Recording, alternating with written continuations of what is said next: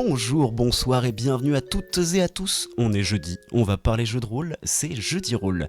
Et pour ce 13e épisode, j'ai le plaisir de recevoir un acteur, comédien de doublage, chanteur, producteur, joueur de jeux de rôle et MJ. Et à moins que vous viviez dans une grotte, il y a de fortes chances que sa voix vous ait accompagné dans vos sessions gaming sur Hangar de Road 96, Akimbot, le donjon de Nullbuck, Dofus et bientôt dans Nioh 3. Vous l'avez aussi peut-être entendu dans des séries telles que Tough Money, Wasteland, The Veil ou Kingdom pour les amateurs d'animé, et si vous êtes rôliste, il est presque impossible que vous soyez passé à côté des incroyables campagnes de roll and play dans lesquelles il a incarné Kosh'al, le gobelin rôdeur dans Résurgence, et Tolios, le dragon pourpre dans l'ombre des 12. J'ai même lu sur son site qu'il maîtriserait vraiment l'épée à deux mains. En bref, c'est un invité de haut niveau que je vous présente. D'ailleurs, je pense que son nom de famille ne devrait plus être Hailey, mais High Level. Ce soir, je reçois Ryan Hailey. Salut Ryan. Salut Étienne. Merci pour cette liste de choses que j'oublie un petit peu dans le temps qui existe, ouais. Et merci pour ton accueil et pour cette émission du jeudi soir. Avec plaisir. Merci d'avoir accepté. Je suis très content que tu sois là. Ouais, bah pareil, c'est partagé. Il y a de bonnes vibes, faisons des bonnes vibes, Exactement. Tout ça va être sympa. Du coup, pour ceux qui sont là pour la première fois, je vais vous rappeler, parce que toi, du coup, je te l'ai dit avant l'émission, comment se passe cette émission. D'abord, on va parler un peu de toi. Tu vas nous raconter un peu ton lien avec le jeu de rôle, comment t'y es venu, et puis ensuite, comment est venu Roll and Play, parce que je pense que c'est quand même très lié à ton expérience jeu de rôle en ce moment. Ensuite, on aura l'anecdote abonnée, où je vais te proposer des mots-clés qui seront liés à des anecdotes, et puis on en parlera un petit peu. Et on terminera sur une plus grosse discussion autour de comment améliorer son RP. Voilà le programme. Ok, parfait programme, ok. Merveilleux. Eh ben, on peut commencer alors. Comment t'as commencé le jeu de rôle, Ryan ? Comment ça t'est venu ? J'ai démarré au grand âge de 14 ans. environ 14, ouais, je crois que c'était ça à peu près. C'est ce que je dis tout le temps, donc je vais essayer de maintenir la fidélité à l'histoire de base. Et c'est un ami, c'est un pote, c'est quelqu'un qui s'appelle Quentin, dont... paix à son âme, Quentin. Merci pour tout qui m'a permis de vivre, parce que mine de rien, ma vie a pris une forme grâce à cette personne qui est tout autre, avec plein d'aventures et plein de fantaisies.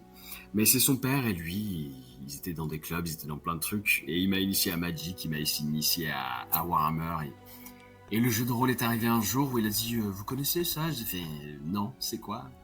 Faudrait que vous veniez faire une question test avec mon père. On va jouer à un jeu qui s'appelle Guild. Et Guild, c'est un truc publié par...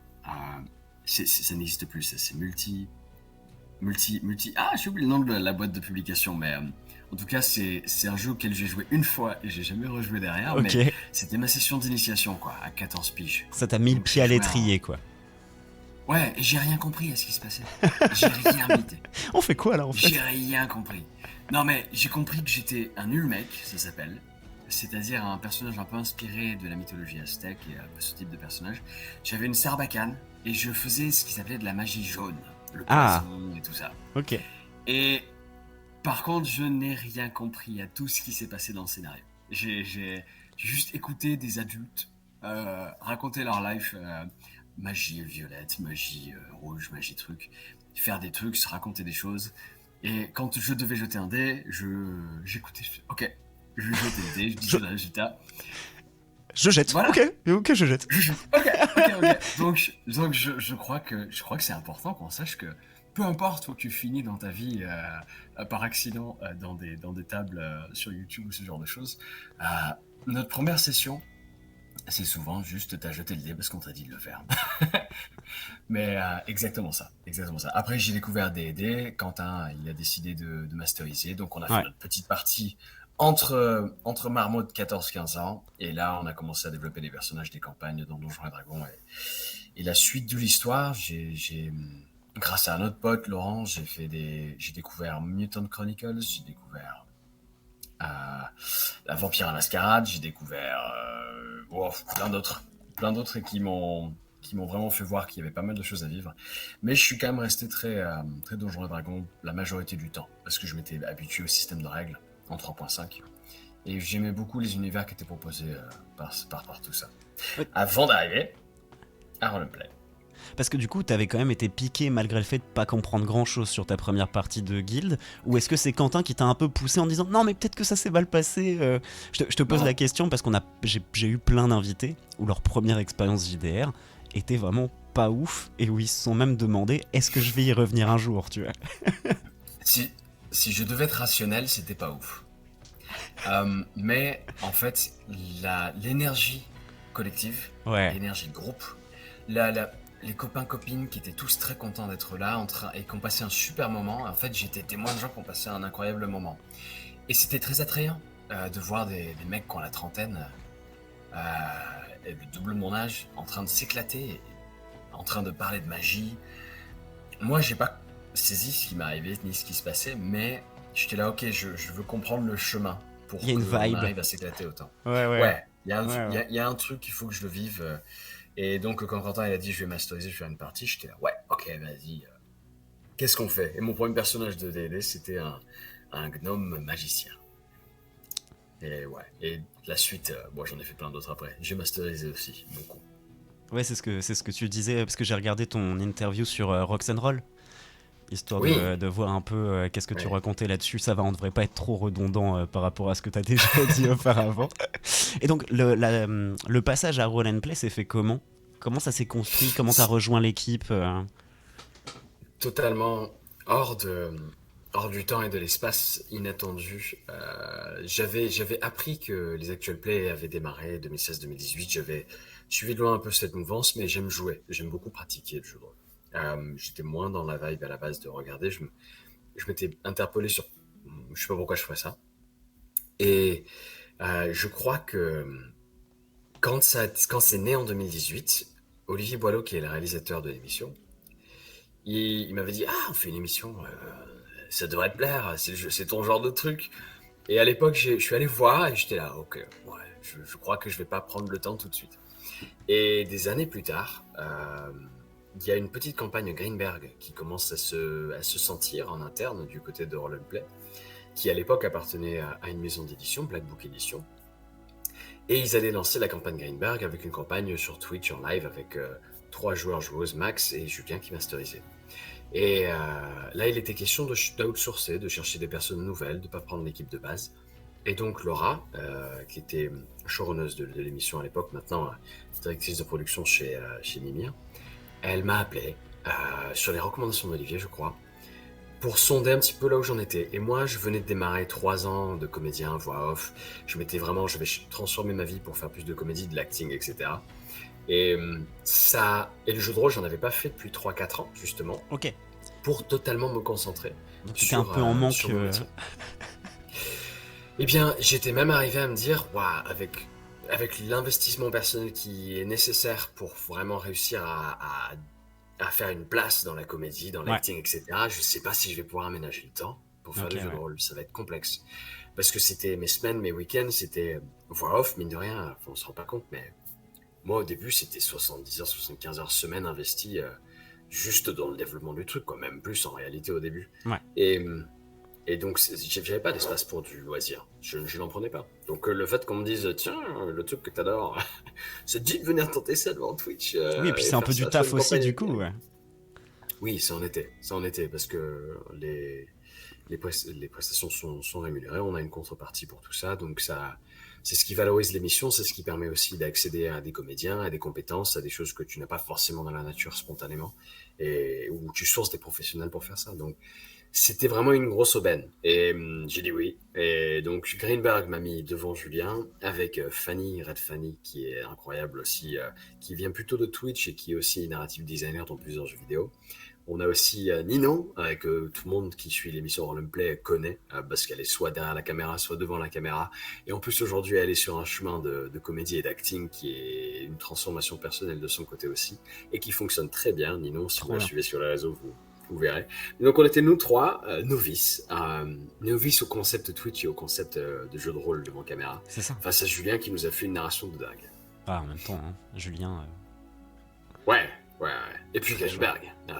Julien plus Greenberg, tu vis des trucs. Le duo gagnant, le mix and twist Ah putain. parfait.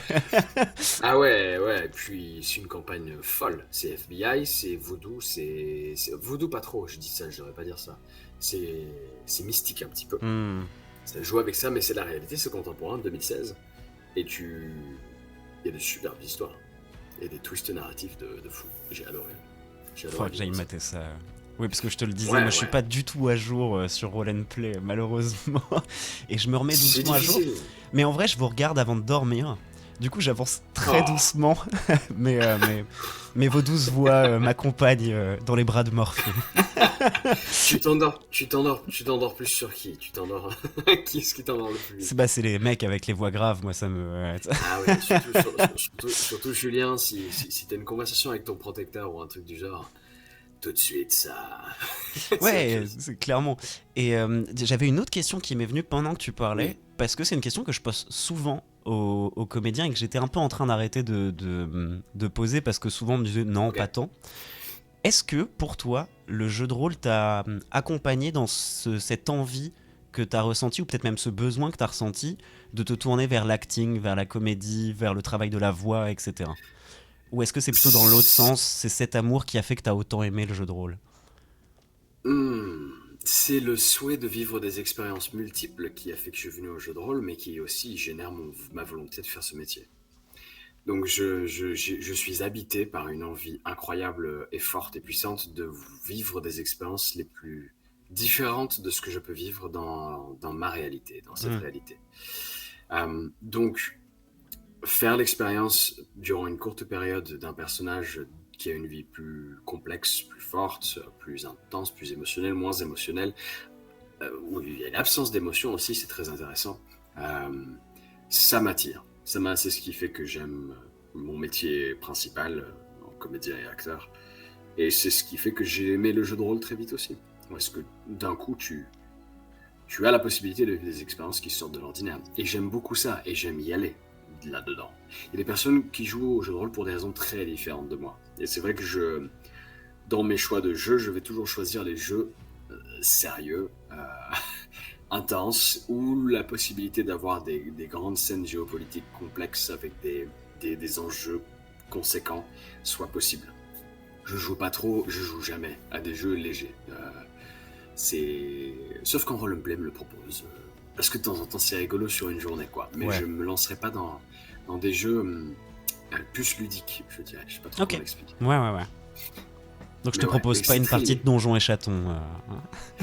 Euh, c'est c'est une autre expérience. Non Alors, mais je, c'est je ça. dirais oui à un one shot. Je dirais oui à un one shot. C'est ça. On a fait un one shot de Cats, la Ouais. mascarade, non, pardon, c'est quoi déjà? Cats la mascarade, pas la mascarade justement. En tout cas, c'était des expériences qui sortaient de l'ordinaire. Et je suis chaud, mais je sais que je fais pas des campagnes de 60 sessions quoi. Je suis Ouais. bien avec un petit one shot. Ok, je dis écoute, c'est marrant, C'était c'est rigolo, cool. mais Ça se picore. ouais, c'est ça. Ça se pique là, c'est C'est ça. c'est une Et petite ça, c'est anecdote de très bouche. personnel. Ouais, C'est bien très sûr. personnel. Bien sûr. Bah, de toute façon, c'est un truc que je dis souvent, c'est qu'il n'y a pas de bonne ou de mauvaise façon de jouer. Chacun trouve la table qui lui convient et la façon d'aborder le jeu de rôle comme il en a envie, quoi. Moi j'avoue que y a un truc que j'aime beaucoup dans Roll and Play, c'est l'équilibre que vous trouvez entre être quand même capable de faire des vannes parfois, mais Oui. se remettre dans le personnage quand même instantanément après. Vous avez vraiment un équilibre, où même des fois les vannes sont faites en personnage et sont juste Ouais, intégrées à la ouais, narration. Et ça, ouais. ouais, je trouve ça très, très cool parce que vous êtes beaucoup moins dans la vanne que par exemple un Amour, Gloire et Dragon dont moi je suis fan, mais c'est parce que c'est un autre Et concept en fait. c'est fait, ouais, chacun fait ce qui, enfin comment dire, c'est un projet personnel, tout ça, c'est des projets perso. Il faut Ouais, faire ce qui te fait vibrer toi. C'est complètement. pas, et je suis bien tombé, parce que ça match vraiment mon énergie, ce qu'on fait. Et tu as raison, moi j'étais, parce que du coup j'ai quand même regardé Roleplay pour savoir où je mettais les pieds. Au début j'étais pas sûr des actual play en tant qu'auditeur, visionneur, mais j'ai quand même regardé l'intégralité. J'ai pas regardé Oblivion, c'est un sacrilège ça, mais j'ai regardé l'intégralité de Oh, la Vengeance pour comprendre. Ouais, c'est oh. un secret fabrique. Je me le garde pour plus tard. Mais j'ai tout visionné et c'est vrai que j'ai beaucoup aimé que on puisse s'esclaffer de rire parce qu'il s'est passé un truc qui humainement, c'est de la folie. C'est très drôle ce qui s'est passé. C'est drôle en tant que joueur, c'est pas drôle en tant que personnage, la situation. Et j'adore ça. Mais c'est vrai que j'aime beaucoup reconnecter vite Mhm. aux enjeux et à ce qui se passe réellement pour les personnages. Et si les vannes elles sont in-game, c'est d'autant plus fort. J'adore. Ouais, l'équilibre est vraiment très très bien trouvé. Et c'est assez Bah, agréable à c'est regarder. Ouais. cool ça. Cool. Merveilleux. Et ben écoute, on va passer doucement à l'anecdote au choix. Ok. Du coup, mes petites anecdotes. J'ai donc 3 séries de mots-clés à te donner. J'ai liche, sacrifice et colonne de feu. J'ai Ouh. dilemme, négociation et capitalisme. Ou j'ai hero to zero to hero. Il faut que je choisisse une des listes de 3. Une des C'est 3, ouais. ça. Donc liche, sacrifice et colonne de feu. Dilemme, négociation, capitalisme. Ou hero to zero to hero. Celui qui m'inspire tout de suite une expérience de jeu de rôle en personnage, c'est la dernière. Hero to zero to Hero to hero. Zero. Ah ouais, Et ouais, bah parfait. clairement là-dessus, ouais, j'ai un sujet à t'évoquer. Et tu veux que je partage du coup le truc qui Alors, me. je vais déjà le lire, celle que l'abonné Ouais, m'a racontée. oui, Et puis ensuite, c'est ça. on pourra en raconter une chacun selon le temps qu'on Cool, passera dessus. Voilà. Alors, ça, c'est une parfait. anecdote par le matcha, avec un point entre mat et chat. Donc, il me disait, ou elle me disait, je ne sais plus, Nat 20, puis Nat 1, puis Nat 20. On était une bande de voyageurs temporels qui s'occupaient des problèmes sur la ligne temporelle. Pour ça, on doit aller à Constantinople et on décide de se séparer pour rentrer dans la ville. De mon côté, je me cache dans une caravane de marchands d'esclaves, mais les gardes refusent de les laisser passer, alors j'utilise la magie pour invoquer des pierres précieuses pour acheter les gardes. C'est le premier Nadvin. Sauf que les gardes, corrompus à souhait, sont ravis de voir quelqu'un qui crée des pierres à volonté. Ils me sautent dessus, j'échoue à leur résister et je me réveille dans le repère de la pègre locale, une cave où on m'ordonne de créer des pierres précieuses à la chaîne. Ça, c'est le nat 1. Ma réaction, Ouais. il saoule, donc boule de feu. Deuxième nat 20 et tout le monde crame. Les responsables de la ville Aïe. étaient tellement heureux que je me sois débarrassé de la pègre de la ville qu'ils m'ont donné mon point en Ah, or. excellent. Or que j'ai J'adore. utilisé quelques missions plus tard pour acheter une maison qui nous a servi de base pendant une mission plus longue avec le reste de mon équipe. Ah, Voilà. j'adore ça. Hero to zero J'adore to ça. hero. Excellent, excellent. C'est une anecdote folle, ça. Et j'adore les bases. Dans le jeu de rôle, j'adore quand les MJ te fournissent un espace, un endroit Moi aussi, je à trouve ça trop customiser. cool. Mais qu'est-ce que c'est un cadeau? C'est un cadeau. Mais je fais partie de ces gens bizarres qui veulent. Tu sais, dès que un jeu de rôle publie un bouquin sur les bâtiments, j'ai envie de. Je Ok. le veux. Je veux savoir combien coûte la pierre. C'est quoi mon budget? Ok, attends, bouge pas. 200 000 pièces d'or ou 50 pièces d'or. J'achète ça, je le mets là. Ah non, mais je suis un. Je suis malade Tu fais des avec ça. Sims en jeu de rôle. Oui. Ah ben, moi, les levées de fonds, genre Menhir, les levées de fonds, genre Tiny Glade, pardon, ça c'est. Je suis. Je suis très vite mordu par ces choses. Ouais, je comprends. Donc, J'ai vu un peu Tiny Glade et j'étais là, non, je vais pas aller dedans. Ça va être c'est. un puits. Ouais, Je me connais un hein, en même gouffre. temps. Un gouffre. C'est un gouffre sans fond. C'est Incarnate aussi, même les éditeurs de cartes. Je suis. Ça va pas, ça va pas, ça va pas. J'aime beaucoup trop ça. J'aime beaucoup trop ça. Je Enfin bon. comprends. Moi, j'ai ça avec les bestiaires. Mais je pense que ça se voit Ah avec ouais, ce que je fais ouais, en de ligne. monstres. Oui, c'est vrai, c'est vrai. Je suis un peu Comment tu cramé. l'appelles, attends? Monstre au Les pif. monstres pif, ouais. Monstres pif, ouais. Trop Exactement. bien. Ouais, Et ouais, du coup, ouais, j'aime bien. ça t'a évoqué une anecdote de ton côté, ce petit hero to zero to Oui, hero. bah Vas-y. ça implique un Varnat aussi. Ça implique un Varnat. J'avais un personnage qui s'appelait Blazanar Starnechance à ma table avec un gars qui s'appelle Laurent qui masterisait ça. Coucou Laurent. Et qui, un jour, c'était au début, on joue une campagne des Royaumes Oubliés, et on arrive dans un donjon, et je fouille toutes les pièces, parce que je suis le roublard, et que je comprenais que c'était ça qu'il fallait que je fasse. Donc je fouillais toutes les pièces, et dès qu'on allait dans une pièce, j'étais là, je la fouille! Et ce genre d'attitude-là. Et à un moment donné, avec enthousiasme supérieur, je sais pas pourquoi, il nous décrit que j'ouvre une porte. Alors, vous avez une porte, tu l'ouvres, il y a une pièce qui fait à peu près 2 mètres carrés. Je fais, je la fouille! Je fais OK, j'attendais, je fais 20 nats sur le dé, j'étais trop content. Mais c'était les latrines. Et ils ont joué avec le fait que j'avançais quand même, il m'a laissé fouiller. En gros, il a dit, tu cherches. Je fais, mais non, si c'est du caca, je cherche pas. Je fais, non, si. T'as fait 20 nats, tu vas trouver, t'as fait 20 nats, tu trouves une pièce de cuivre dans l'endroit le plus improbable, entre de la matière. Ah, l'enfer. Et du coup, à partir de là, ils m'ont appelé. Je sais pas si je peux dire ça sur Twitch. Ils m'ont appelé Cherche la merde. Du coup, c'est devenu mon surnom. Il y avait le démineur belge pendant un temps aussi. Mais c'était Cherche la merde, mon surnom de personnage pendant longtemps. Sympa. À cause de ce truc-là. C'est une campagne qui a duré combien de temps après Des années. C'est le plus haut niveau que j'ai atteint avec un personnage. Ok. J'ai monté le personnage jusqu'au niveau 14. Ouais. Et avec une différence de... Et puis à un moment donné, il arrive un truc où je regarde dans un miroir, il se passe des choses bizarres en moi. Et j'ai eu un facteur de puissance équivalent de 16 au total, grâce à des phénomènes qui se sont produits avec moi. Donc c'est le plus gros perso que j'ai jamais fait finalement, de A à Z. Mais on a mis 6 ans à arriver niveau 14. Ouais. C'était Cherche la merde le grand à la fin. Non, Cherche la merde le puissant. Non, à la fin, c'était des choses complexes parce que dans les Royaumes Oubliés, à l'Honneur Roche, j'avais rencontré un reflet et donc j'ai commencé à adopter la magie de l'ombre. C'est tout un truc complexe en 3.5 qui était vraiment très cool, quoi. Trop bien. Mais voilà mon foirage, mon anecdote. Trop marrant. J'avais pas cette anecdote-là en tête à la base de mon côté, mais la tienne m'a fait penser à un truc qui s'est passé hier soir quand je faisais jouer des potes.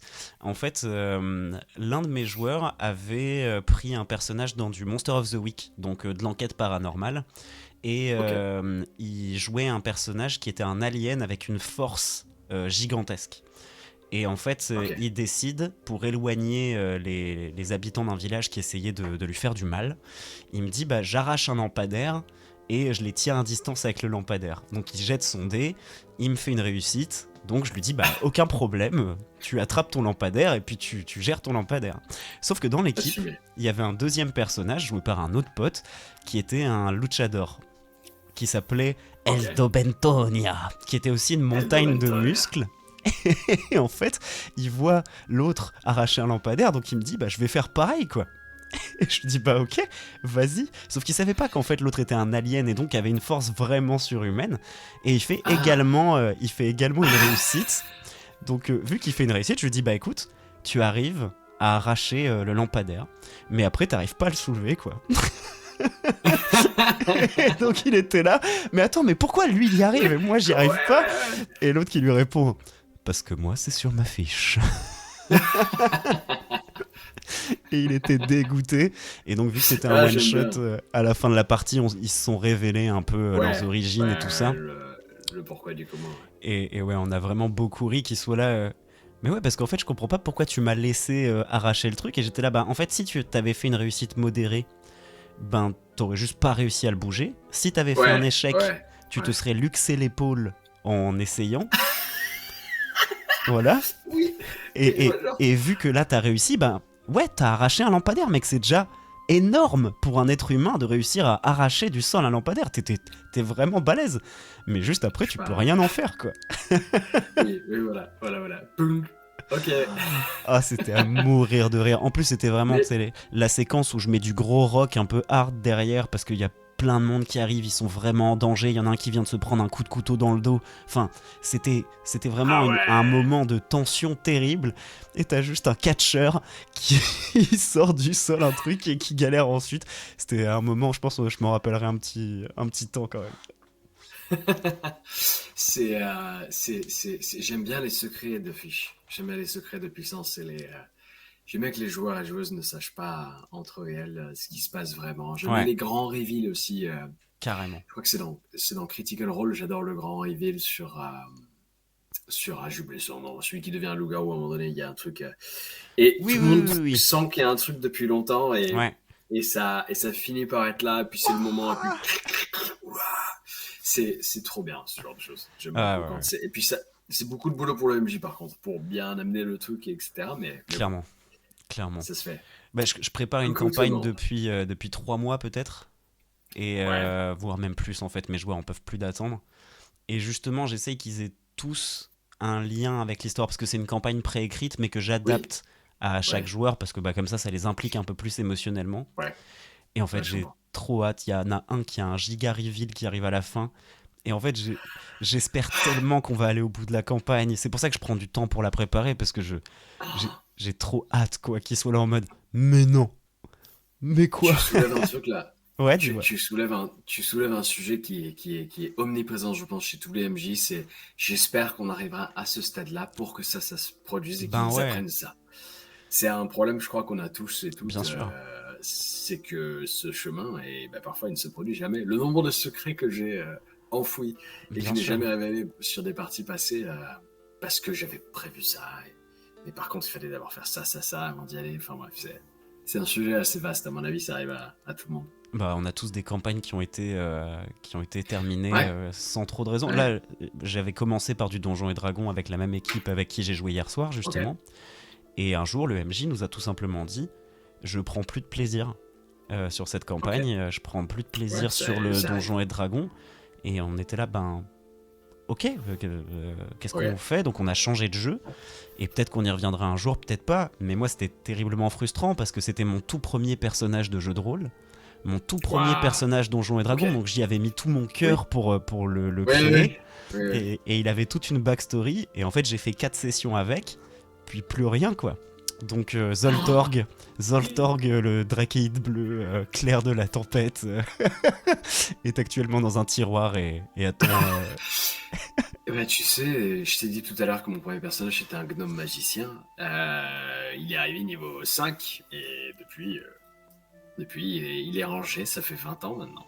Ouais. Donc, Et tu penses le ressortir un jour? c'est... Est-ce que tu prendrais du plaisir à le ressortir comme une espèce de Madeleine de Proust ou t'en ressens pas particulièrement le besoin? Lui, non.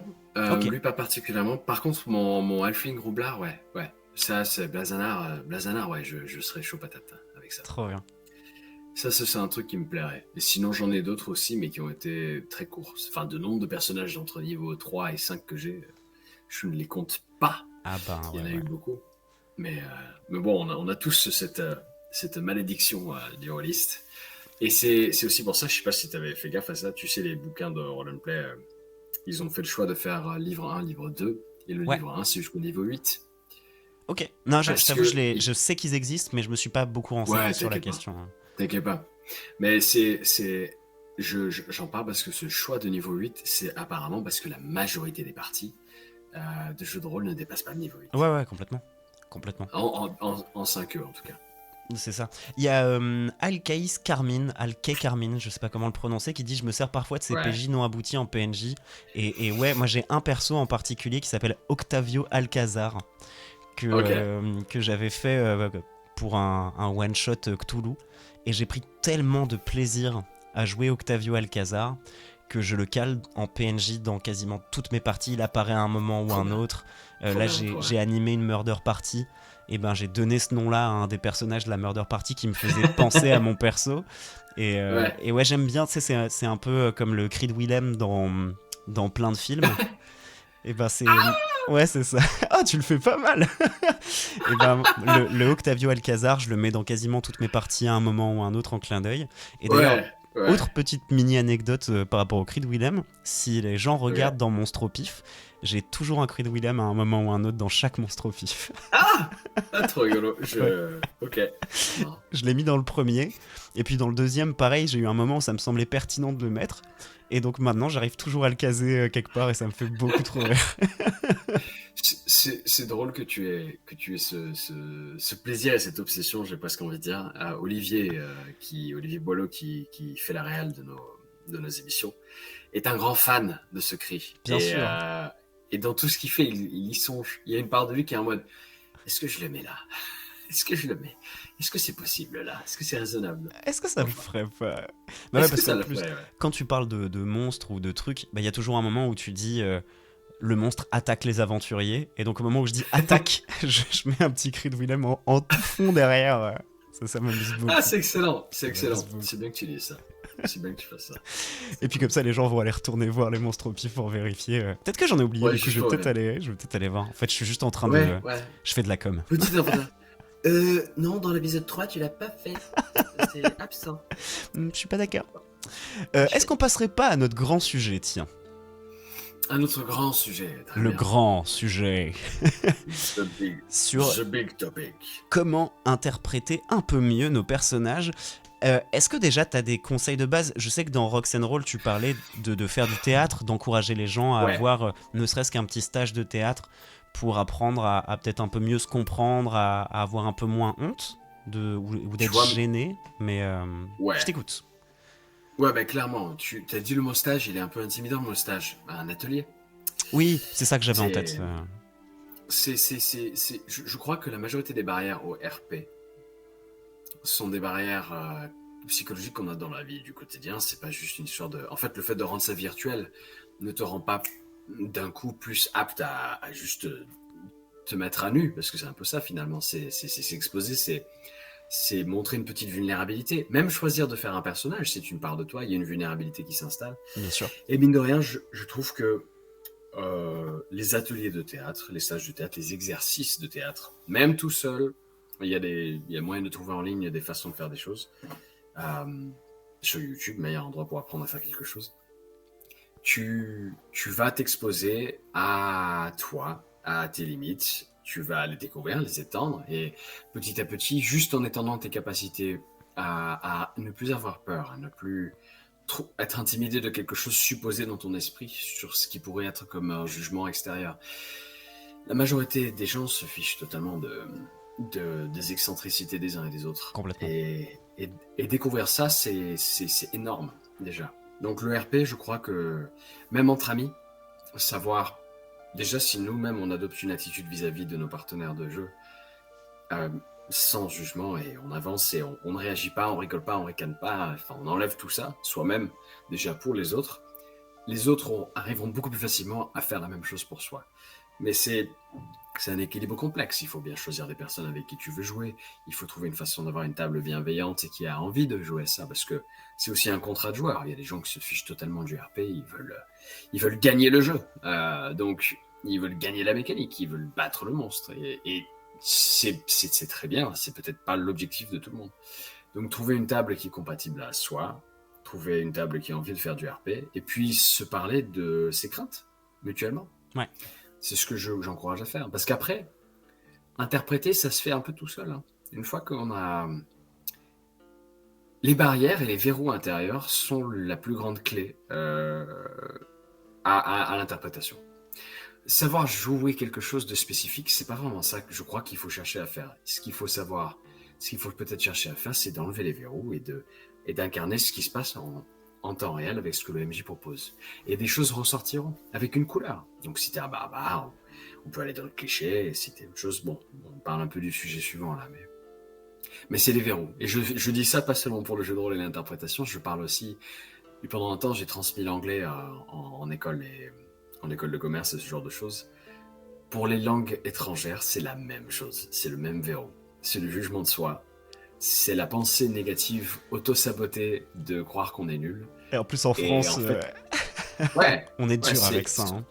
C'est ça. Là, en France, on grandit dans une culture qui est dure avec elle-même. Qui est moqueuse.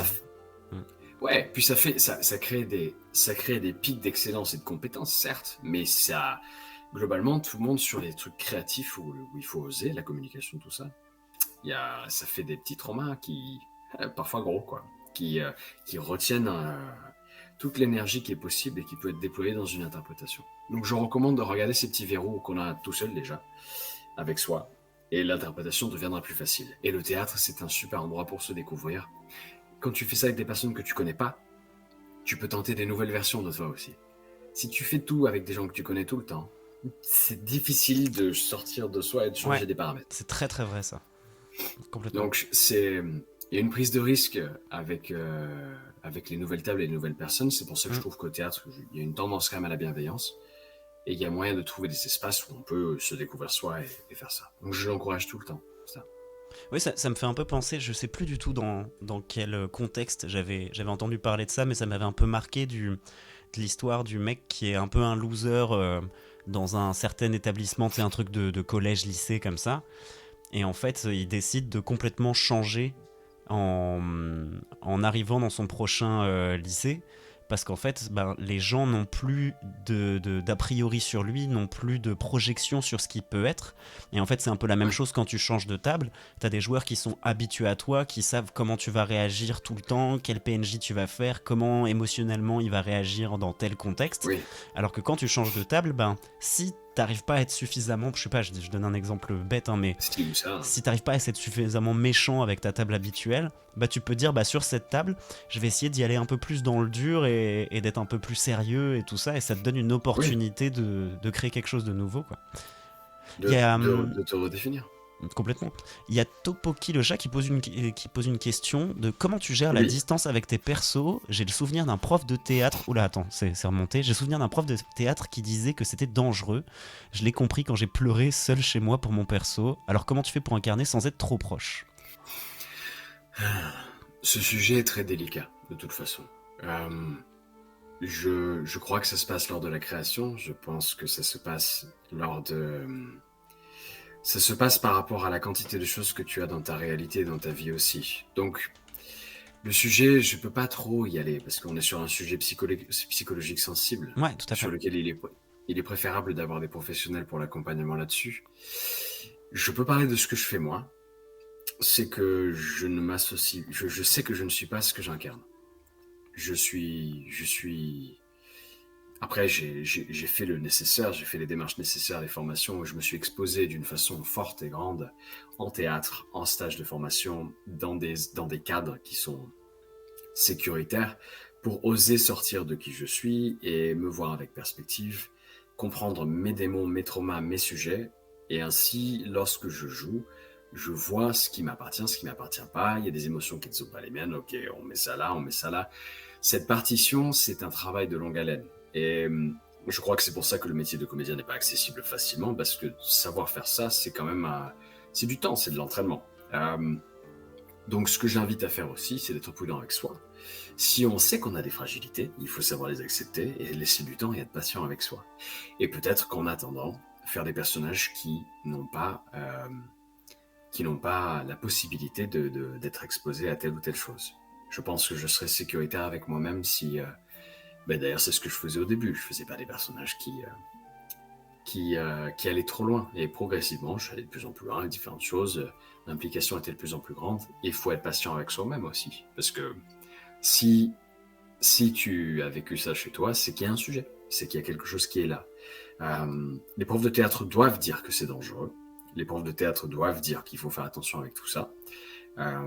Et je crois que toutes les personnes qui ont une portée médiatique doivent parler de prudence avec tout ça parce que c'est sérieux, la psyché vis-à-vis de tout ça.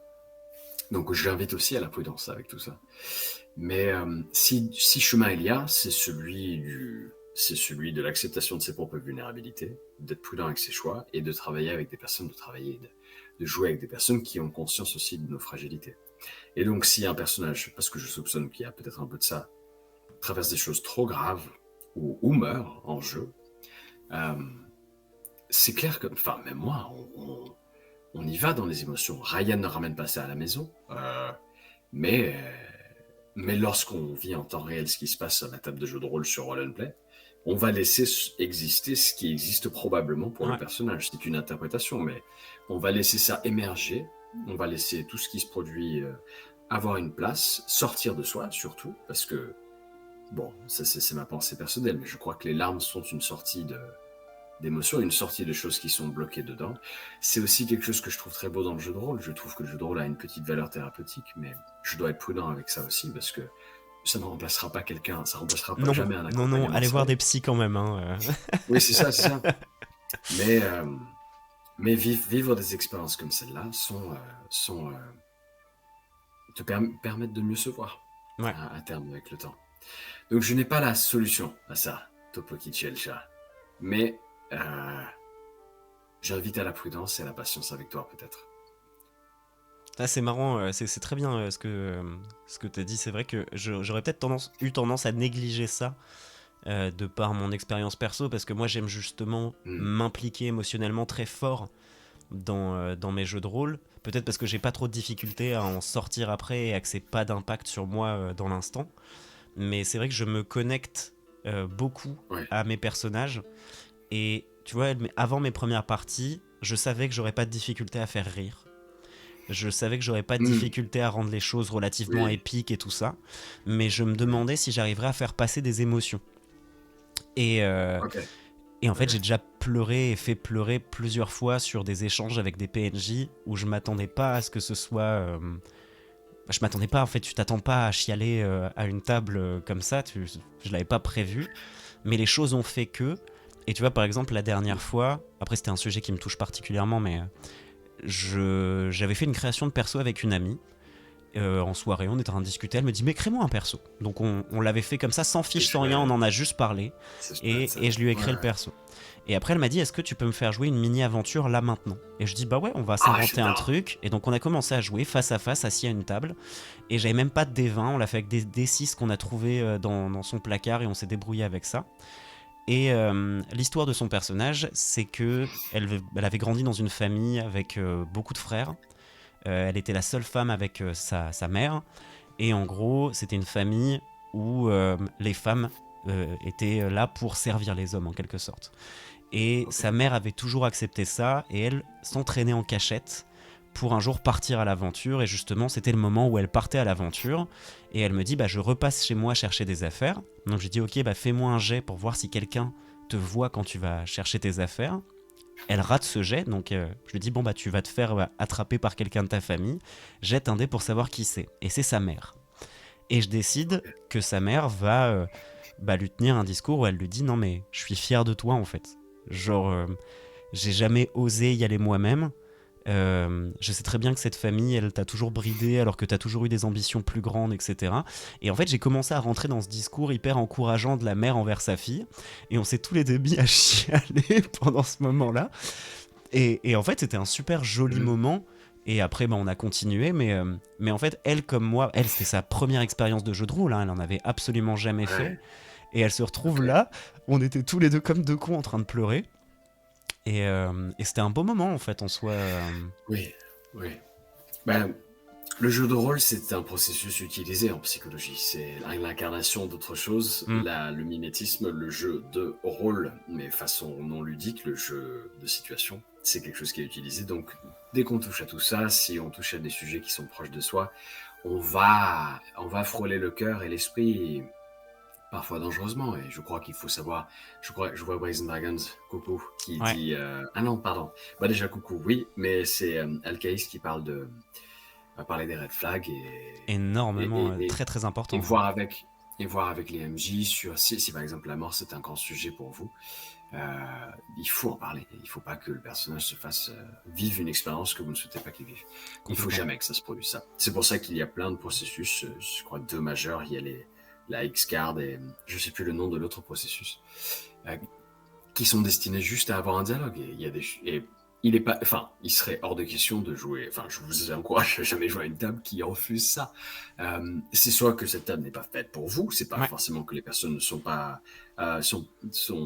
ces personnes ne sont pas malveillantes, mais certaines personnes veulent vivre des expériences fortes et intenses. Donc, chacun doit trouver son équilibre. Ça signifie parfois changer de table, faire ça dans d'autres groupes, ou alors prendre la moitié de la table et faire une autre partie à côté. Euh, il y a plein de solutions, mais choisissez bien les personnes avec qui vous voulez faire ça. Parlez, évoquez le sujet. C'est difficile d'évoquer certains sujets, je ne doute pas, mais au moins dans les grandes lignes, les définir. Et tout MJ qui se respecte pose un peu la question au départ. Je tout à trouve fait. ça important. Et je me permets de faire un petit shout-out à Brazen Dragon, du coup, Ouais, qui ont une super fiche pour justement prendre un peu la température auprès des joueurs. Je sais plus comment ils ok, l'appellent, ils vont me le rappeler, mais c'est une fiche ouais, qu'ils envoient aux joueurs pour justement leur demander quels sont leurs triggers, quels sont les sujets qu'ils ne veulent pas aborder. Et en fait, il y a 3 niveaux de oui, c'est ok, ouais. bof, vaut mieux qu'on en parle avant, et non catégorique. Et je trouve ça vachement bien justement avant même une session zéro d'aborder ces sujets-là. Mais ouais, ouais. Oui, on est, quand nous sommes des humains entre nous, toutes les expériences vont être plus fortes en interaction. Il y a des jeux vidéo qui mettent un disclaimer au début, et puis après tu te tapes le jeu vidéo, et s'il y a des scènes qui te dérangent, bah tu vas les vivre, tu arrêtes de jouer, enfin, faut poser la Ouais, manette. Mais bon, ça reste quand même du virtuel derrière un écran. Quand on est autour d'une table, les humains entre nous, tout est décuplé. en termes de vécu, en termes de façon de vivre les expériences. Donc, il est important Complètement. d'être prudent avec ça. Ouais, clairement. Donc, je dissocie. Je dissocie et je me suis entraîné à dissocier. Je crois que c'est une des compétences aux arcs de tous les comédiens. C'est qu'il est important qu'ils sachent dissocier ce qui leur arrive en fiction et ce qui est leur réalité à l'extérieur. Même si la zone est parfois floue et que tout le monde n'y arrive pas tout le temps perpétuellement. Bien sûr, on est des humains, nous sommes faillibles. Ouais, c'est ça.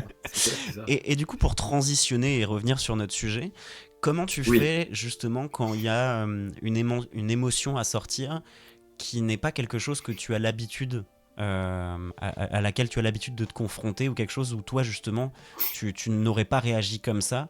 Comment tu fais pour... Quels sont tes petits tips pour rendre la chose plus vraie? tu touches à un truc où je crois que nous ne pouvons pas facilement, ni crédiblement, faire quelque chose que nous ne savons pas faire de base. Tu as parlé, toi, de la facilité que tu aurais à faire rire. Moi, c'est exactement le contraire. Faire rire, c'est un truc. Je suis pas calibré pour ça. Ok. Je suis, je peux utiliser une situation, oui. Je Ouais. peux utiliser une situation qui va être drôle. Donc, au final, c'est- grâce à un truc que je peux faire, ça va être marrant, mais c'est toujours situationnel. Je ne peux pas provoquer un rire au travers de quelque chose qui est énoncé de façon mentale par moi. Ce n'est jamais drôle, ça ne marche jamais. Ce qui est drôle, c'est que ça ne l'est pas. C'est Ok. toujours comme ça. Et je ne sais pas si un jour je réussirai à jouer un personnage drôle. Je ne sais pas si j'y arriverai. Du Ok. tout. Donc, moi, ce que je fais, c'est que je laisse s'exprimer ce qui vient spontanément et de façon fluide dans l'instant. Et je me suis beaucoup entraîné en impro et pour pouvoir réagir rapidement. Il y a plein d'exercices d'impro, j'encourage d'ailleurs de faire des petites séances d'impro, si vous avez la possibilité de trouver des petits groupes qui font ça.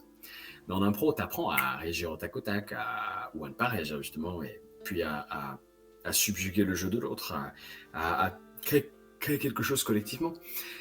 Mais c'est toujours de toi que ça vient. Donc je sais pas si tu peux faire des choses que tu sais pas faire spontanément. Je crois que quelqu'un qui a un grand problème avec les larmes et pleurer, je suis pas sûr que on puisse faker ça. Et je sais pas s'il faut faker ça. Je crois que le jeu de rôle, c'est un espace où il y a des surprises qui se produisent, et si elles se produisent, c'est parce qu'elles viennent naturellement, de façon spontanée. Et pourquoi pas le laisser exister dans le jeu. Donc, qu'est-ce que je fais? Je laisse être ce qui vient. Et je l'ouvre, et je ne le renferme pas. J'enlève les verrous, en fait, c'est ce que je te disais tout à Ok, l'heure. on en revient à laisser On en revient à vivre. cette idée que Ouais. la majorité d'entre nous, je crois qu'on conserve et on garde tout dans la coquille. Donc il y a plein de trucs qui viennent fluidement, mais on est là, oh, je vais pas faire ça, je vais passer pour un con. Ah, je vais pas faire ça, c'est pas le moment. Et là, j'ai fait des exemples simples, mais on se verrouille totalement. Si tu ouvres les verrous, il y a des choses qui se produisent. Après, faut être modéré, faut avoir une conscience sur ce qui se produit et placer sa conscience. À une table de jeu de rôle comme un role and play, il y a des moments où je choisis de dire non, non, non, c'est bon. Tu viens de parler 10 minutes, Ryan. On va laisser la vie se dérouler. On va pas, parce que tu peux très vite prendre toute ta place. Et c'est important de trouver une façon d'avoir un équilibre là-dedans, je crois, dans le jeu de rôle et dans la vie en général, en fait, en réalité, oui. Et, et toi, je crois que tu m'avais mentionné un truc. Peut-être que je suis en train de spoiler ce que tu prévoyais de parler plus Vas-y, tard. vas-y. Mais Ouais. t'as mentionné en histoire que toi, par exemple, la colère, c'est un truc Ouais, qui, ouais, j'ai plus de mal parce que je suis quelqu'un qui ne s'énerve jamais. ouais, J'ai crié sur quelqu'un une seule fois sur mes 32 ans d'existence, tu vois. ouais, Et du coup, quand je dois avoir un personnage qui...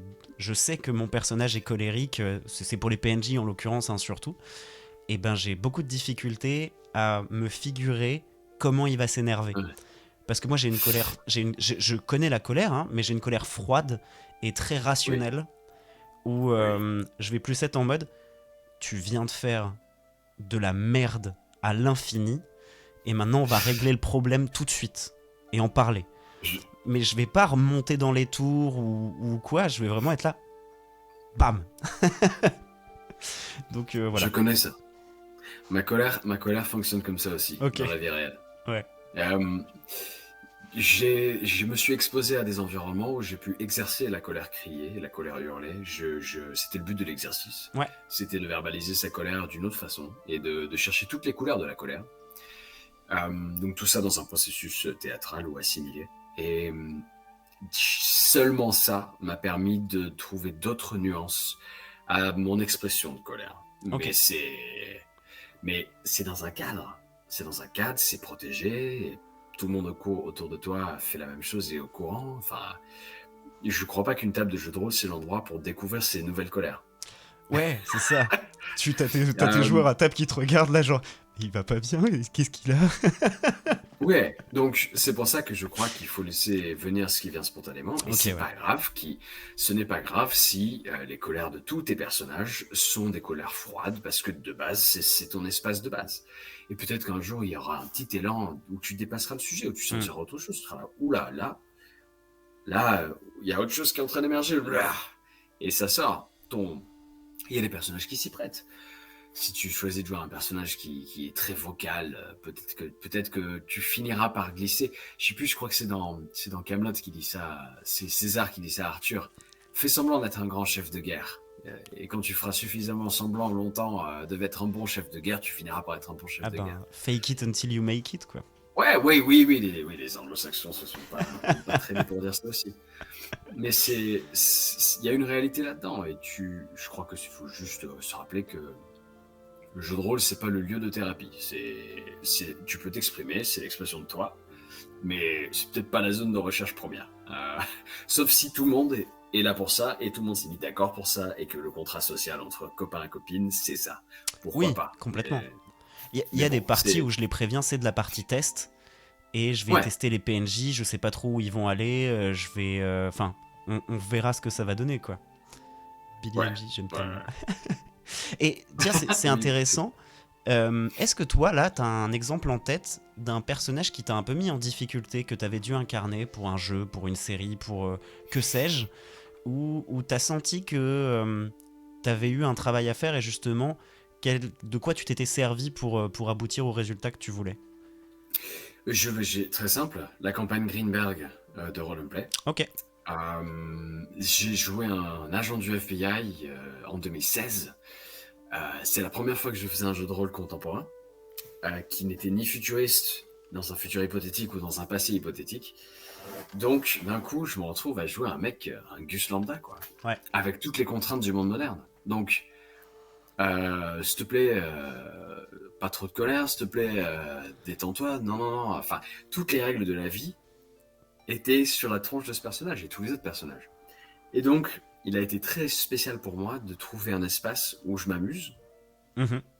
euh, où j'incarne autre chose que moi, parce que j'avais quand même envie d'éloigner ce personnage de qui je suis un petit peu, mais qui respecte toutes les lois de la société moderne, et les règles morales et tout ça. Enfin, c'était un challenge énorme pour moi d'être neutre par rapport à tout ça.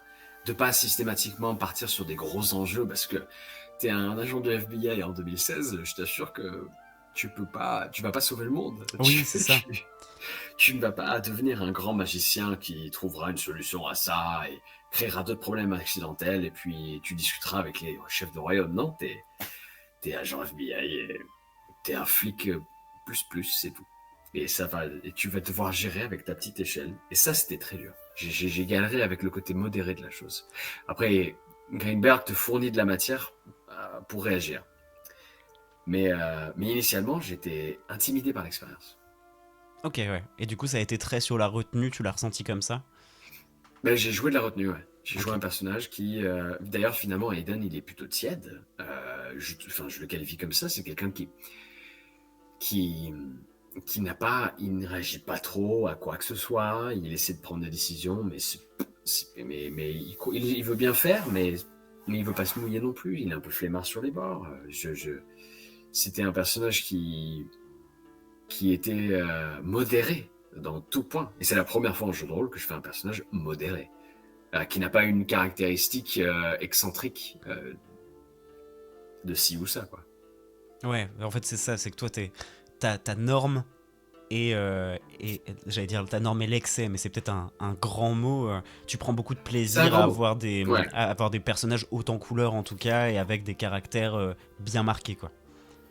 Et, y a- et en même temps, Tolios, Oui, c'est ce que j'allais dire. Il est plutôt calme et il y a même quelqu'un disait Oui, tout à l'heure qu'il le fait rire aussi parfois, Tolios. oui, oui, j'ai vu ça, c'est gentil. Mais c'est situationnel. Lui se met dans une situation humiliante, souvent, gênante. Mais son excès, il est là. Il est extrêmement en delà de lui. C'est-à-dire que tu mets une puissance, une toute puissance dans un individu. Et je sais pas si ça se perçoit plus dans la saison 1, petit à petit ça se dilue dans le temps, mais je voulais vraiment qu'il vive une expérience un peu comme dans Jedi Fallen Order, où il se rappelle petit à petit de ses pouvoirs. Et donc, progressivement, des scènes lui reviennent et waouh, en fait, chaque montée de niveau était censée représenter un rappel de quelque chose qu'il avait déjà Ok, dans le sympa. passé. J'aimais bien cette idée-là. Ouais. Et donc, tu as des flashs qui lui reviennent et donc mais il sent, et je voulais vraiment jouer un personnage qui découvre petit à petit, ah, mais je suis hyper balèze en fait. Wow, mais à la base, je savais pas. Et c'est cette découverte-là que j'ai essayé de proposer au travers de Tolios. Même si c'est toujours un challenge d'arriver précisément à faire ses objectifs de personnage, quoi. Ouais, bah ça. Et c'est drôle parce que en fait, ça m'a presque surpris quand tu m'as dit que tu faisais pas rire. Et du coup, depuis tout à l'heure, j'y pense. Et je crois que c'est parce que beaucoup. Parce qu'en plus, je suis allé écouter un peu tes bandes démos et tout. Vraiment, j'ai parcouru tout ton site. Et je trouve que t'as très souvent une certaine malice dans la voix, même au-delà de faire des vannes. Je sais pas si tu vois ce que je veux dire. Ouais, je comprends. Je comprends. C'est le créneau où ça marche. C'est le Ouais. créneau où ça marche. Et puis, je crois que si je fais rire, c'est parce que je suis amusé de quelque chose. Et en fait, on va vivre mon amusement aussi par Ok. communication. Mais je ne suis pas drôle comme spontanément comme certains et certaines peuvent l'être. Où ça va juste être. Ils rentrent dans la pièce, ils disent un truc et là tout le monde est mort de Ah rire. putain, Ça ne le m'arrive gars, jamais. mourir de rire. Ça ne m'arrive. Ouais, ça ne m'arrive jamais. Ok, donc le Jamais, stand-up, jamais. c'est pas pour tout de suite, quoi. Ah, si, mais Si. façon Paul Mirabel. Ah Alors, ouais, ok. j'ai rien de prévu, mais en fait, moi, je serais super à l'aise. Moi, je serais super à l'aise de créer le malaise. Ah Moi, ouais, mettre tout ouais, un ouais. public mal à l'aise avec moi et que tout le monde rigole parce que c'est malaisant. Ouais, là, je crois que je brillerais facilement. Trop bien. Mais je ne me qualifierais pas de drôle. Ouais, je vois. Je peux pas te sortir du Christian Clavier ou du. Ah, j'ai qui en tête qui c'est qui me fait rire, moi Il y a des personnes qui, je sais pas, ils te regardent, t'es mort de rire. Gad Elmaleh, il tourne la tête, je suis mort de rire. C'est marrant. Je sais pas pourquoi. Je sais pas Ouais, pourquoi. ouais. Mais j'ai pas cette vibe-là. Enfin bon, je joue sur autre chose. Est-ce qu'on n'essaierait pas de se prendre un des messages qu'on avait relevés sur... Ouais, s'il te plaît, Est-ce qu'il y en avait un allons-y, en même plusieurs. particulier qui t'attirait plus Ah, euh... non, j'ai pas bloqué sur un d'entre eux spécifiquement. Ok, bah je vais en prendre Tous un me au hasard. paraissaient équilibrés, je veux bien que tu pioches, ouais. Alors, qu'est-ce qu'on va faire? Bah, on va prendre un en story peut-être. Ah, ça peut être intéressant. Il y avait eu, c'est très perso, comment évoluer dans le cas où ta partie te déteste in roleplay, genre Suicide Squad. Alors ça, j'ai pas. Tu vois, je devais te demander tout à l'heure, je ne l'ai pas compris celle-là. Qu'est-ce que tu comprends de ça? Eh ben, en gros, comment te comporter quand tu joues dans une partie où les gens ne sont pas censés être amis entre eux. Ah, donc le groupe. Le groupe se déteste un peu dans le sens, bah, vraiment à la Suicide Squad, où en fait vous avez été mis ensemble Ouais. par un peu forcé, Ce, et ce faut se truc est. débrouiller avec ça, quoi. Ok, ce truc est très chaud de base. Parce que ça demande que le MJ ou la MJ ait créé un environnement qui rend totalement cohérent. En tout cas, moi, je suis très extrême là-dessus, mais Ouais. si on ne nous a pas fourni une cohérence totale à la raison pour laquelle nous sommes unis pour un objectif commun, moi, je trouve ça foireux de base. Et je trouverais très complexe de développer un artifice euh, autour de ce genre de sujet. Mm. Mais il y a quelque chose de très intéressant quand même à faire, c'est-à-dire que tu peux émotionnellement ne pas aimer quelqu'un. Tu peux être vraiment réfractaire. Mais je crois que ce que je ferais, c'est que je chercherais chez chacun des compétences ou alors des choses rationnelles, des choses mécaniques, des choses artificielles qui sont des ok en fait j'ai besoin de lui parce que il fait ça, moi je sais pas faire ça, je suis nul, bon je vais tolérer cet individu parce que sans cette personne il ne peut rien se passer du truc, Mm. donc je vais développer un respect, ce sera pas de l'amour, ce sera pas de l'amitié, ce sera du respect. Ok, tu peux pas te saquer, non on se parle pas le soir, moi je dors là-bas, tu dors là-bas, mais par contre demain matin Ouais, il fait quand même ça bien. Euh, un autre personnage, ça va être une connexion qui sera peut-être sur autre chose. Ouf, heureusement qu'elle est là, elle, parce que la consolidation de groupe, elle se ferait pas. En fait, on aime tous cette personne-là. Heureusement que cette personne est là. C'est notre point commun. Elle nous permet de se dire, bon, on va continuer l'aventure parce que on aime celle-là. Et tout, on se déteste tous entre nous, les 4-5 autres, mais celle-là, tout le monde l'adore. Ça nous consolide autour du groupe. Je crois que ce serait des choses comme ça. Et donc les mécaniques au service, l'utilité d'un individu et peut-être des points communs. Mais en fait, comme en société, si tu cherches si tu portes ton attention sur ce qui te différencie, tu te divises. Si tu portes ton attention sur ce qui t'unit, tu t'unis et tu trouves des prétextes. On est des êtres qui, je trouve, savons facilement créer des prétextes artificiels et subjectifs pour s'unir lorsqu'on se concentre sur ces détails-là. Si on se concentre sur ce qui nous divise, ça marche pas. Ouais. Donc c'est un choix à table, je pense. Ouais, complètement. Et je pense qu'il faut Ouais, pas non plus avoir peur de un jour dire au reste de la table, ben ça me convient pas ou ça me convient plus si vraiment mais même, c'est pas bien quoi. Enfin, même in game, complètement. j'ai souvent joué avec l'idée. Bon, bah en fait, j'ai plus rien à voir avec vous, je m'en vais. Ouais. Et je fais un autre perso. Et je fais un autre perso. Et l'aventure est pétillante grâce à ça. Et c'est pas grave. Mais c'est vrai que, attends, je vois Brazen Dragons qui dit c'est un très mauvais bail d'origine, je suis d'accord. Ouais. Et du coup, C'est bah, on a difficile. la personne, en fait, c'est Topoki le chat qui avait posé la question, qui Ouais, dit dans mon ouais, ouais. cas, c'est juste moi et les autres s'entendent bien, sauf il lui parle que pour l'utiliser. Donc, ouais, à voir. Peut-être, je comprends que vous soyez un peu dans le regret C'est, avec le MJ, la MJ, c'est, pardon. c'est, c'est un rôle assumable. Alors, j'ai pas vécu ça de première main, mais j'ai un copain, lui, c'était le nécromancien du groupe.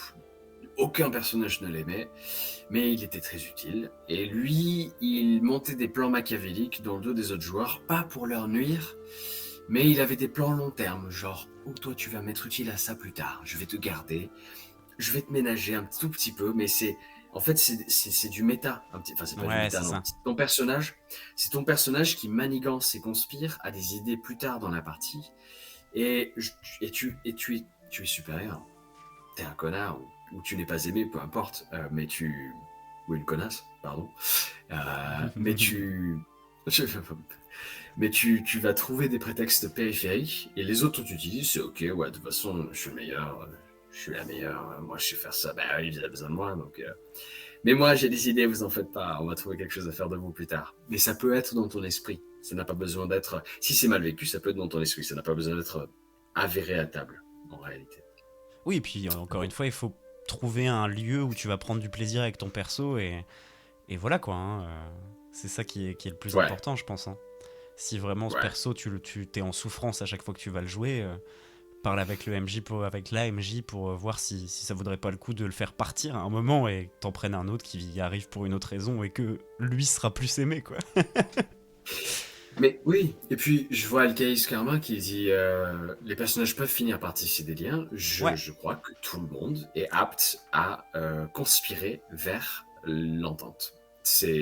C'est juste une histoire de volonté personnelle, de volonté de personnage, et c'est ok qu'un personnage qui au début paraît contradictoire avec le reste finisse par s'adoucir un peu, ou alors devenir plus rigide si le reste du groupe est rigide. Ou alors l'inverse, le groupe se dit oh, bon, en fait, non, cette personne a raison. On peut conspirer. Et les autres joueurs, effectivement, peuvent tendre vers ça. Et je crois que ça existe. Il est possible de trouver des points communs. Mais il faut voir la table en question, en réalité, ouais. bah voilà, on a la réponse. On a juste besoin de temps pour se faire adopter. C'est très bien. Je vais prendre un deuxième message. Qu'est-ce qu'on a là Lulu MPL. Je joue habituellement toujours des casteurs, le vieux marionnettiste avec sa roulotte qui est un magicien de papier, mais j'ai depuis peu commencé un basique parmi les basiques, mon premier guerrier au passé d'apprenti gladiateur. J'ai toujours voulu le faire. Mais Ah, c'est très dur à trouver, je n'ai pas envie d'en faire je n'ai pas envie d'en faire un guerrier taciturne, ni celui qui rit comme un dégénéré dans la mêlée. Pour le moment, je ne l'ai pas encore trouvé, ce petit Goliath. ok.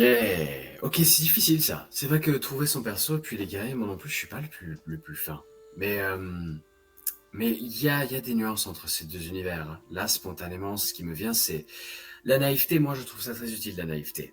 Parce qu'en fait, si tu démarres ta partie avec de la naïveté, tu vas naïvement te laisser guider par les autres comme un apprenti ordinaire.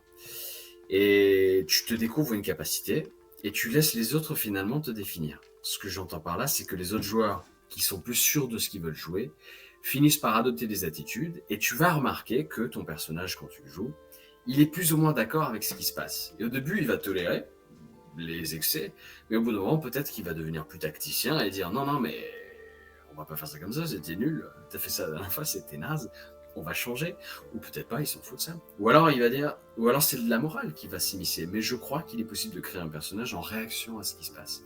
Et si tu laisses, tu crois que tu mentionnes le mot apprenti, laisse l'apprenti être apprenti. Laisse-le découvrir la vie, laisse-le ne pas être tout de suite un titan, ou tout de suite être un virulent, tout de suite être un bagarreur, ou tout de suite être un stoïque qui ne démord pas de sa ligne de conduction, de sa ligne conductrice. Mm. Donc, laisse l'apprenti être apprenti. Il dit un peu oui à tout, ok, on va essayer, et puis niveau 1, niveau 2, niveau 3, niveau 4, peut-être au niveau 6, il fera non, on va pas faire ça. On va faire ça. Ou autre chose. Donc laisse la couleur, laisse la vie faire son cours. J'aurais tendance à faire ça. Si je ne sais pas où je veux aller, précisément. C'est vrai, et en plus, souvent notre perso n'est plus du tout le même à la fin d'une campagne. Oui, Je en sais pas théorie, si ouais. tu vois ça aussi Ouais. chez toi, mais je sais que la plupart de mes personnages, par exemple, ma toute première vraie campagne qu'on a quand même fait sur une quinzaine de sessions, donc c'était ma première campagne un peu longue, on va dire. Ok. Mon perso, à la base, sortait de l'académie des magiciens. Il avait une mission, il devait recruter des gens, donc j'étais le commanditaire de l'équipe, mais j'étais vraiment en mode ah non, dans mon équipe, il n'y a pas de chef. Vraiment, si vous avez des trucs à dire et tout, il n'y a pas de problème. Et à la fin, sur les derniers épisodes, j'ai envie de dire, j'étais là, non, non, non, là vous êtes en train de me saouler, on va aller là, on va faire le travail, et ça suffit. On s'est mis en danger plusieurs fois à cause des mauvaises décisions que j'ai prises, mais parce que vous vouliez pas m'écouter non plus. Et genre vraiment, mon personnage n'était plus du tout le même. Et c'est vrai, comme tu disais, je me suis un peu découvert Ouais. au travers de lui aussi, et c'était... faut l'accepter, quoi. Le jeu de rôle, je crois que c'est aussi laisser vivre, laisser grandir. Ce serait hyper étrange qu'un personnage ait la même attitude au niveau 2 qu'au niveau 18. Ce serait très bizarre. Et puis qu'avec le temps, qu'il n'y ait pas des évolutions et des mouvements. Ce serait même dommage, je dirais. Bah clairement. Et puis vu les événements qu'on peut vivre dans du jeu de rôle, ça laisse forcément des marques sur ton personnage, que ce soit positif ou négatif, hein, Ouais, oui. et il Ouais, apprend en bah, fait, ouais, ouais, clairement. complètement. Mais c'est dimensionner les gros événements, c'est un truc difficile à faire, mais la chute d'un royaume, c'est marquant. Ah, C'est bien un truc sûr. marquant. Et je me faisais une petite réflexion pour justement pour Alcaïs, de à quel point t'as travaillé ta backstory. Parce que si j'ai bien compris, en fait j'ai relu le message, mais il a un passé d'apprenti gladiateur. Hmm, Et peut-être que plus réfléchir à justement par quelles épreuves il est passé dans sa vie pour en arriver à là ouais, où l'aventure commence, ça pourrait ouais. t'apporter peut-être plus de pistes pour nourrir ton roleplay et en faire quelque chose qui te correspond, enfin, dans lequel tu auras moins de mal à te projeter en tout cas. Il y a une théorie de la personnalité que j'aime beaucoup, qui, qui prétend que dans le monde, il n'y a pas 25 choses qui peuvent te définir. Il y a un certain nombre qui peuvent définir qui tu finis par devenir. Et dans cette théorie, il y a cette notion que tu serais défini par des grandes peurs. Et si ton personnage, dans sa backstory, a vécu tellement de choses d'une même catégorie ou similaire, il va finir par développer une personnalité qui est en réaction à ça, avec une volonté d'éviter ça, ou de ne jamais le revivre, ou ou de le condamner et travailler contre, peu importe, ça dépend du niveau d'intensité. Ouais, La construction d'un personnage et d'une personnalité autour de cette notion de rejet de ce que tu n'aimes pas, de ce que ton personnage n'aime pas, permet vraiment de définir ce que tu aimes. Il y a vraiment quelque chose d'intéressant ouais, à construire avec ça. complètement. Donc, peut-être une piste là-dessus aussi. Mais nous sommes des créatures qui réagissons beaucoup. Je ne sais pas si les nains, les elfes et les gobelins font la même chose, mais en tout cas les humains, nous réagissons beaucoup. C'est possible. Je parlais avec un gobelin l'autre jour et il me disait Ouais, que lui, c'est toujours comme ça pour lui. il s'est défini par rapport à... Oh, Il tu m'a sais, dit moi, petit. Ouais, c'était ça. Moi, ma mère, elle me donnait des chocobéennes et vraiment, c'était pas mon kiff. Du coup, puis elle le trempait dans le lait. Du coup, depuis, tout ce qui est un peu mou et spongieux, ça me dégoûte. Mais j'étais sûr que les gobelins étaient sujets à ça. J'étais sûr. On s'en fait une petite dernière. Ouais, ouais, vas-y, ouais. Allez. Donc ça non-stop ça, donc en parlant de l'émission, bah merci, c'est vrai que ça se passe plutôt bien pour l'instant. Pour ma part, c'est rester sérieux pendant des moments intenses en tant que MJ quand un ou des Hmm. joueurs font une blague. Donc c'est encore un peu un autre sujet. Ah oui, Est-ce que c'est ma on s'en est faute parce que je les immerge pas assez dans le moment, ou bien c'est juste leur moyen de faire redescendre la pression? Alors déjà, c'est pas ta faute. Je ne mettrai pas... Je ne peux pas... C'est collectif. Le jeu, c'est collectif. C'est tous ensemble. Donc, le MJ joue un rôle, incarne un rôle, a des responsabilités qui sont propres sur ce qui est défini par le principe même du jeu de rôle. Mais c'est pas ta faute si ta table, de temps en temps, a besoin de souffler, ou peu importe les raisons qui font que les blagues arrivent. Il y a... On a tous des copains-copines qui ne savent pas faire autrement. Donc, si on joue avec ses copains-copines, on va pas les changer. Tu vas pas. Moi, j'ai des amis à qui j'ai dit, écoute, je, je crois qu'on devrait faire une autre partie pour ce que tu as envie de vivre, parce que on n'est pas du tout sur le même créneau On n'est pas de ce qu'on aligné veut quoi. vivre. Hmm. On n'est pas aligné. Toi, tu veux faire ça. Moi, je veux proposer ça. Il est possible qu'il soit mieux qu'on monte une table. Je sais pas. Ouais. C'est des conversations difficiles, c'est des conversations compliquées parce qu'on a envie de passer du temps avec nos amis, les gens qu'on aime. Bien sûr. Mais déjà, en parler avec les personnes concernées. Est-ce que tu crois que tu as besoin de ces moments de détente et de rire? Est-ce que tu crois qu'on peut augmenter le sérieux? Est-ce que tu crois que... Déjà, s'interroger là-dessus.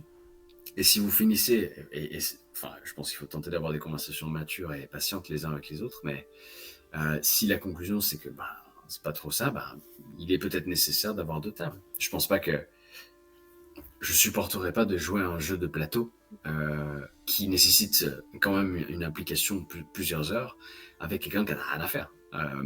Je choisirais d'autres joueurs. Donc le jeu de rôle va avoir ce même acabit, ce même problème de devoir définir avec qui tu veux jouer et où est-ce que vous voulez aller. C'est un peu le contrat social de la table aussi. Qu'est-ce qu'on fait ici là? On essaie d'apporter du sérieux pour vivre des expériences, ou est-ce qu'on veut juste se marrer? Et où est-ce que... Et toutes les autres choses auxquelles je peux pas penser tout de suite. Il y a plein de raisons de faire du jeu de rôle. Donc faut déjà être d'accord là-dessus. Donc c'est pas la faute de la MJ, c'est peut-être un déséquilibre sur les intentions initiales. Ouais. Et il faut en parler. Est-ce que, du coup, enfin, la question que je poserai à cette personne, je sais pas si elle est là ce soir, Ouais, je sais pas non plus. est-ce que vous prenez le temps de faire un débrief à la fin de vos parties? Je sais Ouais. que moi, j'ai C'est pris ça. l'habitude de faire ça, et en fait, j'ai jamais connu autre chose parce que j'ai commencé à jouer avec des MJ qui faisaient ça, et donc je l'ai retransmis sur mes parties, où à la fin, je suis là, qu'est-ce que vous en avez pensé? Est-ce que vous avez des retours à me faire? Et moi, je fais mes retours à mes joueuses, en l'occurrence, parce que je le fais surtout avec ma table féminine dans la vraie vie. Et je sais que, par exemple, j'ai une de mes joueuses qui désamorce tout le temps.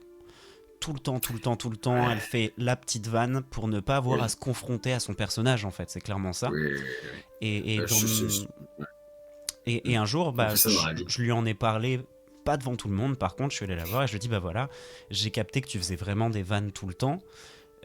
Déjà, je vais commencer à intégrer ces vannes comme si tu les disais in-game. Donc, Ça, oui. fais gaffe. Parce que du coup, maintenant, quand elle dit une connerie, je suis là, il réagit hyper mal à ta connerie et il s'apprête à te frapper. Et l'autre chose, c'est que gentiment, je lui ai dit, je pense que tu prendras encore plus de plaisir si tu t'impliques un peu plus, dans le sens où tu essayes de t'immerger un peu plus, mais je comprends que ça fasse peur. Parce que moi, j'ai été ce mec vanneur en toutes circonstances, parce qu'en plus, c'était un moment où je filmais les parties et je voulais créer du divertissement, créer du clip, faire du réel, etc. Percer sur Insta, quoi.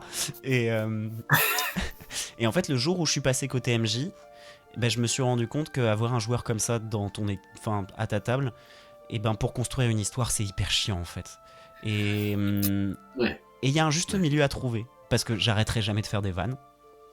J'y peux rien, ça fait partie de moi. Mais j'arrive mieux à sentir le moment ou c'est pas le moment, justement, et à ravaler ma vanne, et à peut-être sourire un peu dans mon coin parce que j'ai pas pu m'empêcher d'y penser, mais de la retenir pour pas gâcher l'expérience des autres et pour surtout laisser le MJ prendre du plaisir, parce que personnellement, je prends énormément de plaisir à mettre en place une situation. Et en fait, c'est vrai que des fois, la vanne va venir un peu gâcher le plaisir du MJ parce que c'est un joueur parmi les autres, quoi, à mon sens. Je sais pas si t'es d'accord avec ça. Ah bah 200%. Là, le truc où je crois que tu as parlé, un levier qui est très clé, c'est le fait de réagir in-game au van. Et en fait, ça crée deux choses. D'une part, une conséquence à ce qui s'est passé, à ce qui a tendance à faire réfléchir un petit peu. La dernière fois, l'équipe a failli mourir Bah, c'est parce que j'ai ça, dit ça au roi. c'est vraiment Euh, ça. et d'autre part, je songe aussi à l'idée que, ok, je suis un vanneur, je peux pas m'empêcher de décrocher des phrases. Qu'est-ce que mon personnage dirait comme van? Comment je peux faire pour que ce soit pas méta? Ok, la situation est drôle. Ok, il y avait une référence que je peux détourner. Là, il a dit un truc, j'ai envie de dire une phrase. C'est Mais ça. qu'est-ce que mon personnage dirait? Et en fait, cette énergie, elle existe. Et tout à l'heure, on parlait des émotions quand on incarne et qu'on veut laisser venir vers quelque chose.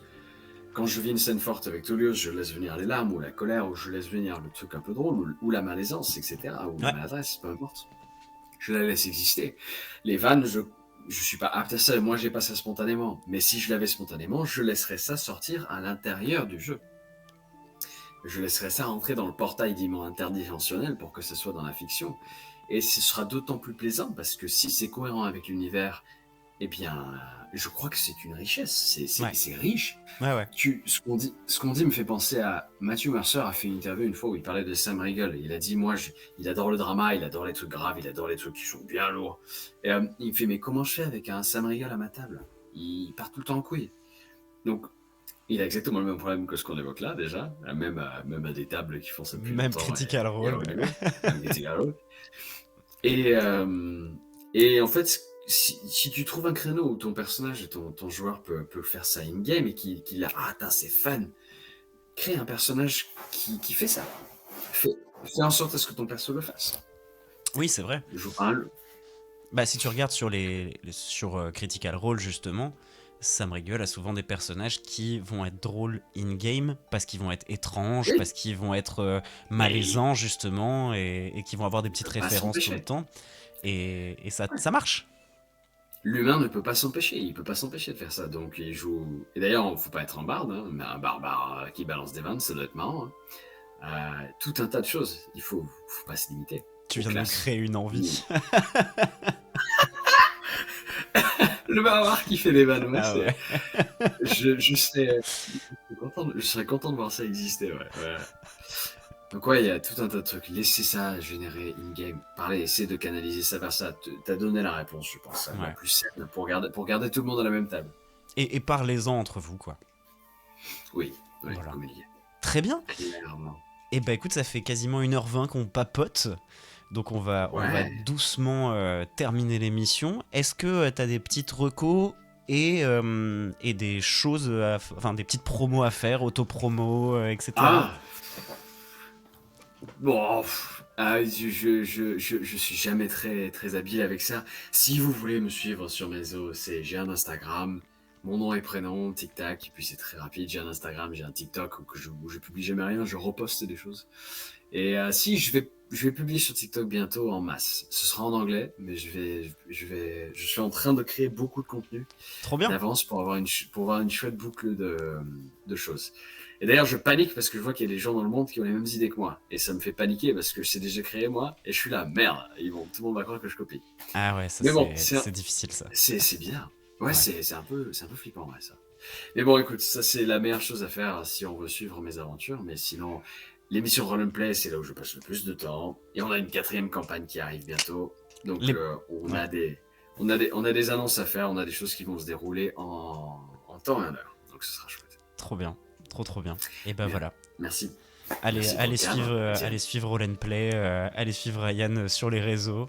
Et puis, c'est bien, t'as bien teasé ce qui va arriver sur TikTok. Et je suppose que tu les mettras aussi en réel sur Insta si c'est ce genre de format. Oui, de toute façon, je vais abonner partout, donc ça va. Trop bien. Oui. Oui. Trop bien. Bah, même moi, j'ai hâte de Oui, voir oui. ça. Tu m'as eu. Et moi, je suis déjà abonné. Donc, bon, je suis plus à convaincre. Et puis, Ah, bah, et d'ailleurs, ouais. il y a un des concepts qui est pas si loin, qui touche un petit peu à ton sujet de bestiaire. Mais C'est pas la après, même enfin, chose. tout le monde fait les choses différemment, à mon sens. J'avais eu cette discussion avec Brazen Dragon parce qu'ils avaient Ouais, commencé un peu à faire des vidéos sur les différentes classes et sous-classes de Donjons et Dragons. Et ça, c'est ouais, quelque chose sur lequel je ouais. travaille depuis longtemps en Tsum Tsum. Parce que j'ai vraiment envie de sortir des vidéos pour expliquer les sous-classes, pour les présenter, mais sur un axe très narratif. Et de toute façon, à partir du moment où c'est moi qui le fais, bah, ce sera jamais tout à fait comme quelqu'un d'autre. Et, Oui. et donc voilà, faut pas s'empêcher, à mon avis, c'est juste du kiff. Non, il ne faut pas. Il ne faut Et puis surtout voilà, pas se censurer par peur de quoi que ce soit. C'est intimidant, donc j'ai partagé ma vulnérabilité actuelle, c'est que bien sûr. j'ai vu un truc sortir, c'est exactement, il y a un truc, c'est exactement ce qui existe déjà dans mon drive. Et j'ai fait ah. Mais écoute, ça va être moi. Mais Ça va oui. pas être cette personne-là. Donc bon, Et puis en c'est le fait, genre de choses. tu t'es pas inspiré, juste l'idée t'est venue, et il se trouve que quelqu'un dans le monde a eu une idée similaire, bah voilà, Non, mais c'est... je sais plus. Alcaïs a tout à fait raison. C'est le principe de l'art. On innove jamais vraiment. Puis de toute façon, nous sommes une force collective qui s'inspire perpétuellement du collectif et tout ce qu'on fait appartient. J'aimerais bien qu'on reconnaisse que ça appartient au collectif parce que je suis la somme de mes expériences. Ouais, Et je remercie toutes les personnes qui font partie de ma vie pour ça. c'est beau. Dans cette expérience-ci, merci Étienne Ah pour bah cette expérience. avec grand Merci à tout le plaisir, monde dans le chat c'est aussi. passé à une vitesse folle. Et puis du coup, on Ouais, se retrouve la semaine prochaine, jeudi ok. également. Là, il y a une émission directement avec le vrai Simon, qui a sorti il y a pas longtemps un podcast JDR qui est les Chevaliers de la Poivrière. Et c'est Oh, super bien. Donc voilà, je suis très content de le recevoir la semaine prochaine. je me le Et puis note. ouais, non vraiment ça va être top, je suis content, on va reprendre un peu un rythme régulier sur les jeux d'e-roll, là il n'y en avait pas eu du tout de l'été, et ça m'avait vraiment manqué, et je suis très content que cette reprise se soit faite avec toi, parce que c'était une super émission. Et puis bah Partagé. voilà, Partagé. bisous le chat, abonnez-vous partout à Ryan, à Roll Play, et puis à moi bien sûr, hein, je vais pas dire le contraire. Et puis merci d'avoir Abonnez-vous, ouais, été c'est le là, cas. bien sûr. Allez, bisous bisous, ciao.